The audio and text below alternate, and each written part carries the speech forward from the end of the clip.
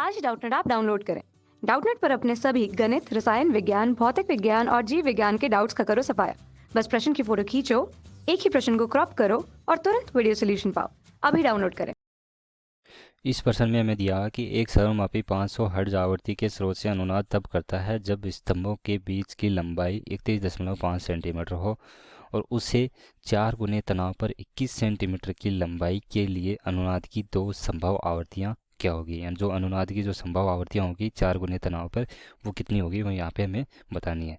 इसके लिए तो अगर बात करें यहाँ पे, तो सर्वमापी का तार वो मान लेते हैं कि एक खंड में कंपन करता है, तब उसकी जो हमारी मूल आवृत्ति होती है जिसको हम न्यू के द्वारा प्रदर्शित करें, न्यू आखिर कितनी हो जाएगी, यहाँ पे कितनी होती है, उसका सूत्र 1/2L गुणा √T/m होता है। ठीक है, ये होता है।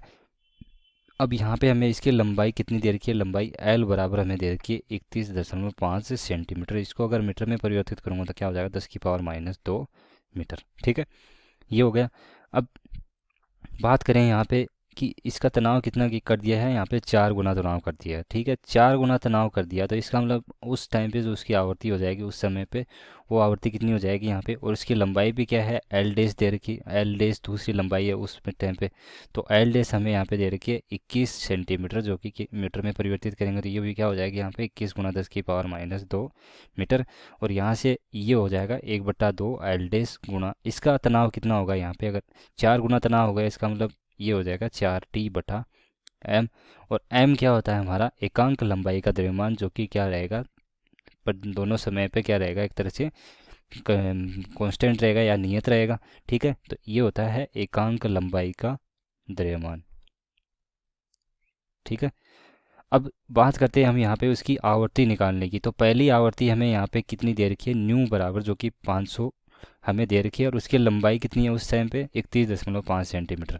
तो यहाँ से अगर पहली आवर्ती इस सूत्र में से अगर देखना चाहेंगे, पहली आवर्ती हमें न्यू बराबर, जो कि कितनी है 500, यहाँ पे हमें क्या चाहिए, √T/m का मान चाहिए, एल डेस का मान हमें यहाँ पे दिया हुआ है, तो इसलिए √T/m का मान निकालने के लिए मैं क्या करूँगा, आवर्ती बराबर 500 हमें दे रखा है, उसकी लंबाई कितनी दे रखी है, 2 गुणा 31.5 गुणा 10⁻², और गुणा यहाँ पे क्या हो जाएगा, T/m। तो यहाँ से मैं क्या निकाल सकता हूँ, इसके लिए T/m का मान निकाल सकता हूँ, जो कि क्या हो जाएगा, √T/m बराबर हो जाएगा 500 गुणा 31.5 गुणा 10⁻²।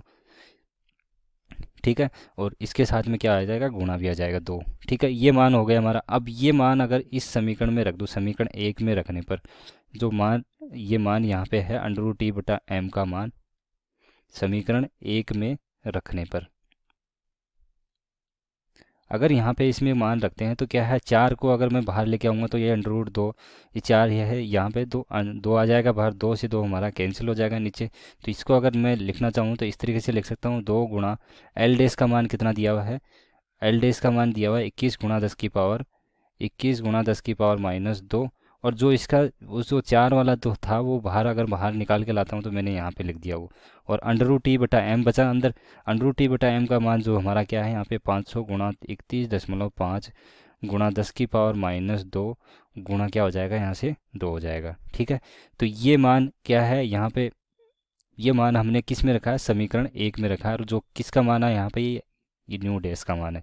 यानी जो अब जो आवृत्ति आएगी वो कितनी आवृत्ति कितनी होगी, वो यहाँ पे पहले खंड के लिए देख रखे हैं। ठीक है, तो ये आवृत्ति अगर देखेंगे यहाँ पे, तो इस ये कितनी हो जाएगी, इसका जो मान हमारा निकल के आता है, न्यू डेस बराबर 2 से 2 कैंसिल हो जाएगा, इसको 10⁻² से, और इसको अगर हल करते हैं तो यहाँ से जो मान आता है वो आता है 1500 हर्ज। ठीक है, तो इसका मतलब इसने पूछा है कि दूसरे खंड दो दो संभव आवृत्तियाँ क्या होगी। तो पहली आवृत्ति तो क्या हो सकती है, जैसे मान लेते हैं तो कोई तार है इस तरीके से, वो सौरी जो क्या दिया हुआ है यहाँ पे, ये दिया हुआ है सौरमापी दिया हुआ है। तो इस तरीके से अगर पहली फ्रीक्वेंसी उसकी अगर आवृत्ति या इस तरीके से माने, तो उसके लिए जो आवृत्ति क्या हो जाएगी, यहाँ से 15 हर्ट्ज।